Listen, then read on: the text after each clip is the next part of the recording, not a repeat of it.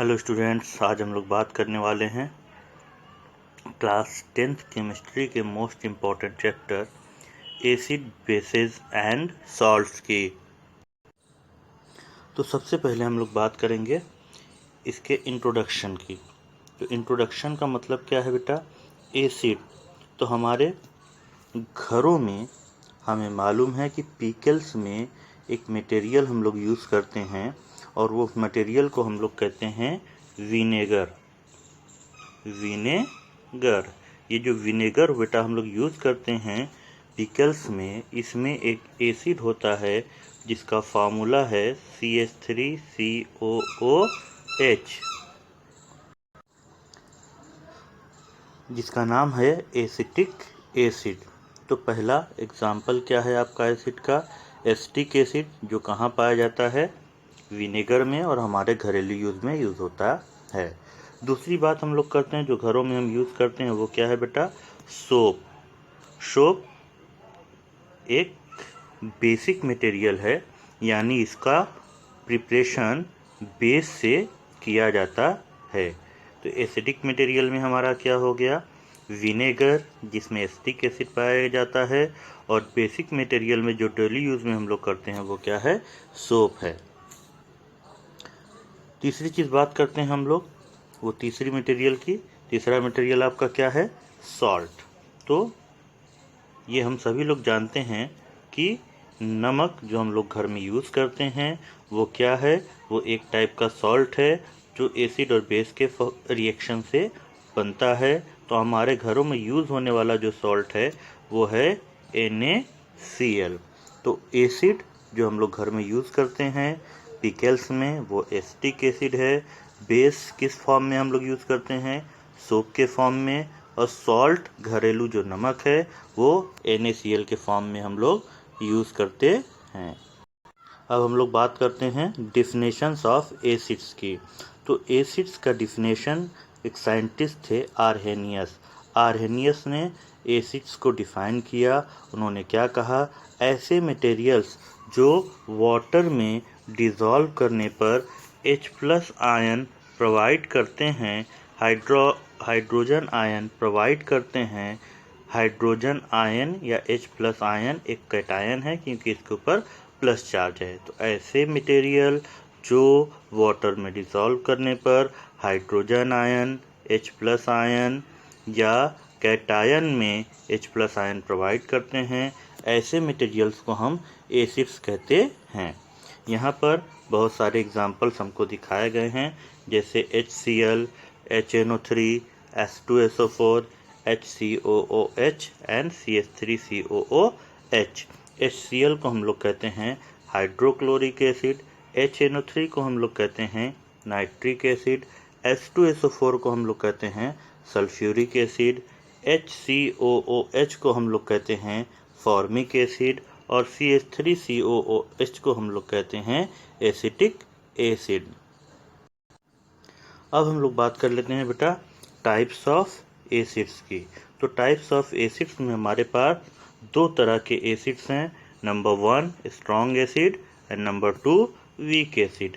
Strong acid की strength बहुत ज़्यादा होती है और वीक एसिड की स्ट्रेंथ कुछ कम होती है। स्ट्रॉन्ग एसिड का फेमस एग्जाम्पल आपका HCl और H2SO4, HNO3, ये सब स्ट्रॉन्ग एसिड की कैटेगरी में आते हैं। स्ट्रॉन्ग एसिड्स को हम लोग इनऑर्गेनिक एसिड्स भी कहते हैं। इन्हें हम लोग इनऑर्गेनिक एसिड्स भी कहते हैं। इन्हें स्ट्रॉन्ग एसिड क्यों कहते हैं बेटा?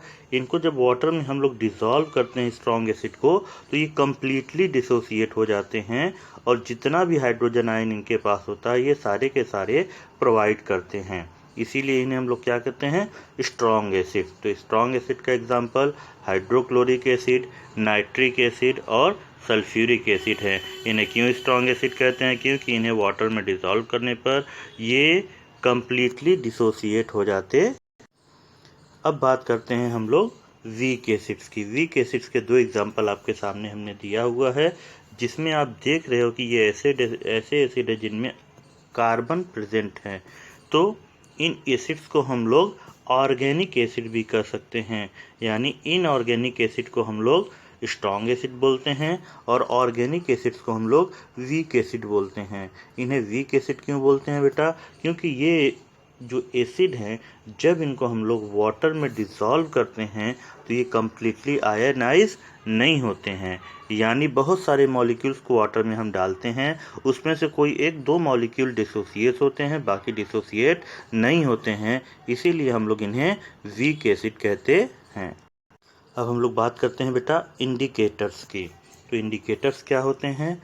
Indicators are chemicals which gives different colours in acidic medium as well as basic medium. मतलब ऐसे केमिकल्स जो एसिड में एक कलर के होते हैं बट बेस में ये कलर को चेंज कर देते हैं, ऐसे मटेरियल्स को हम लोग इंडिकेटर्स कहते हैं।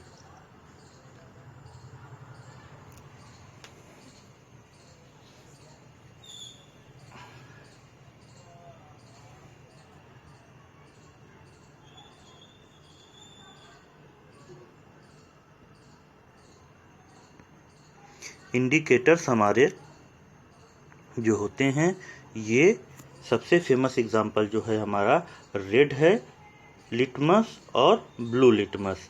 ये इंडिकेटर एक ही है, एक रेड फॉर्म में प्रेजेंट होता है और एक ब्लू फॉर्म में प्रेजेंट होता है।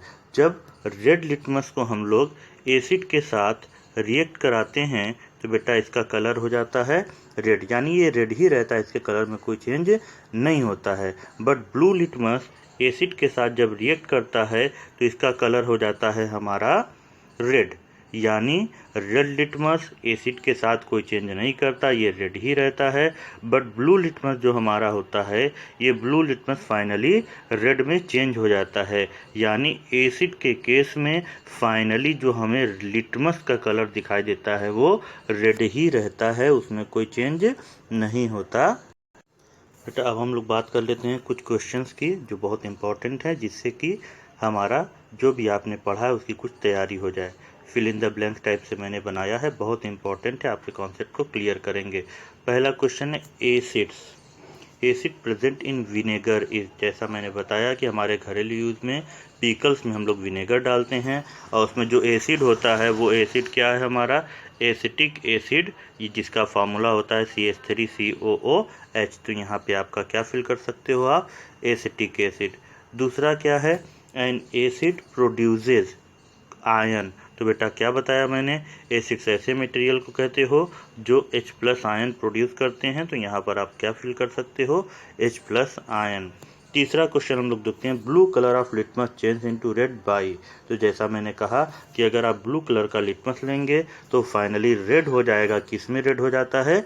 तो एसिडिक मटेरियल हमारा होगा, तो यहाँ पर आप फिल करोगे acid. Acetic acid is a kind of, मतलब क्या है कि वीक एसिड है या स्ट्रॉन्ग एसिड है। तो एसिटिक एसिड कैसा एसिड है? ऑर्गेनिक एसिड है। इसका फार्मूला क्या होता है? CH3COOH। तो ये ऑर्गेनिक एसिड है, तो इसमें आप लिख सकते हो is a kind of organic acid और वीक एसिड। फिर HCl is a kind of, तो HCl क्या है बेटा? Is a kind of inorganic acid और स्ट्रॉन्ग एसिड। तो इस तरह से आपका यहाँ तक का टॉपिक हमने कंप्लीट किया। आगे के टॉपिक्स को आप कमेंट्स करिए कि जहाँ आपको प्रॉब्लम है उसका वीडियो आपको दिया जाएगा। Okay, thank you.